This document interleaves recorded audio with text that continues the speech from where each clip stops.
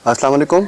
Property insiders के साथ मैं हूं मेहर अलीवान। आपको दोबारा वेलकम करते हैं अपने यूट्यूब, अपना फेसबुक, टिकटॉक और अपना इंस्टाग्राम चैनल के ऊपर। आज ईद का दूसरा दिन है और लकीली हम आज अपना काम शाम करके फ़ारिग हुए तो आपसे डिस्कशन करनी थी।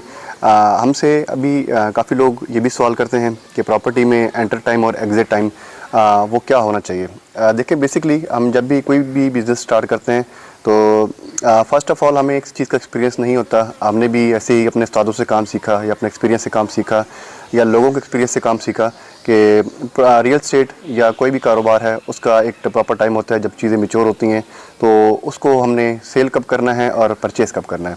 तो आज का टॉपिक यही टॉपिक हमारा। और अगर हमारे चैनल पे न्यू हैं, आपको रियल एस्टेट के लिए अपडेटेड लेटेस्ट इन्फॉर्मेशन हम आपसे इंशाल्लाह प्रोवाइड करते रहते हैं।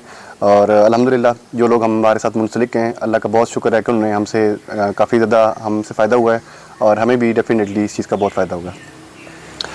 देखिए, जब भी हम सोसाइटी या कोई परचेज़ करते हैं, प्लॉट, कोई फाइल वगैरह परचेज़ करते हैं, तो हमारी कोशिश हमारी से यही होनी चाहिए कि कोई भी सोसाइटी जब न्यू लॉन्च होती है या कोई अंडर सेमी डेवलप सोसाइटी होती है या भी कोई सेक्टर अंडर डेवलप होता है या न्यू लॉन्च होता है, उस टाइम जो उसकी मार्केट की हाइप होती है वो मैक्सिमम होती है और उस टाइम जो मार्केट का परचेज़र होता है वो काफ़ी ज़्यादा मार्केट में हमारे पास लोग आ रहे होते हैं। और इस टाइम जो परचेजिंग करते हैं डेफिनेटली उन लोगों को इस चीज़ का ज़्यादा बेनिफिट मिलता है। और जैसे जैसे विद रिस्पेक्ट टू टाइम चीज़ें डेवलप होती रहती हैं, ये मैच्योर होती जाती हैं या कंस्ट्रक्शन स्टार्ट हो जाती है, तो वो जो चीज़ की मैच्योरिटी है वो कम होती जाती है।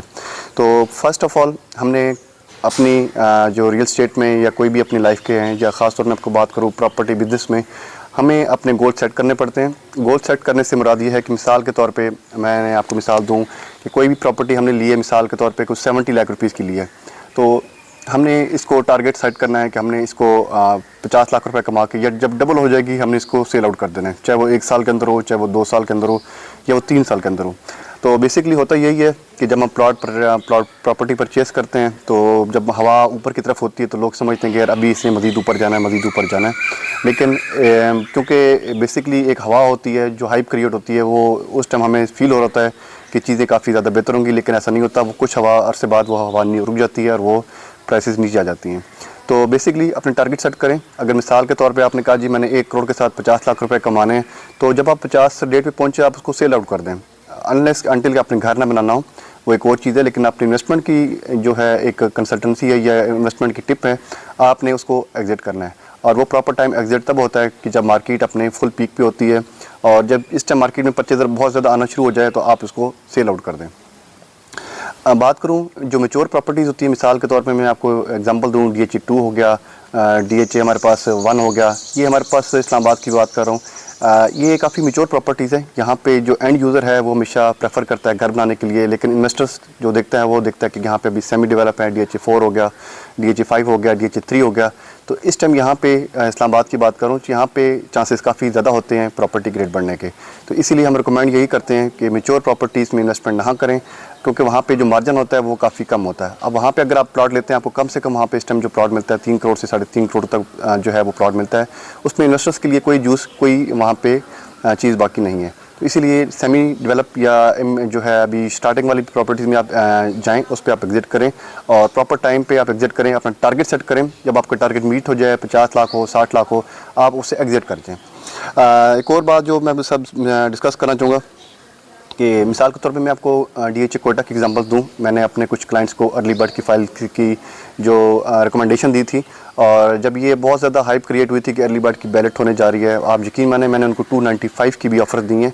और मेरे पास तकरीबन 6 से 7 जो कस्टमर थे, मैंने 6-7 को सबको मैंने कॉल्स की कि sir it's the best time, आप इसको सेल आउट कर दें। लेकिन उन्होंने यही कहा जी नहीं, ये 4 करोड़ तक जाएगा, ये बहुत सॉलिड प्रोडक्ट है, ये फ्लो। लेकिन हमें पता था कि हाइप क्रिएट की हुई है। उसके बाद फिर जो है वो आज का जो रेट है, मैं बात करूं जुलाई का, आज 12 जुलाई है, 11-12 जुलाई है, आज का जो रेट है वो तकरीबन 1 करोड़ 40 लाख 45 लाख रुपये रेट है।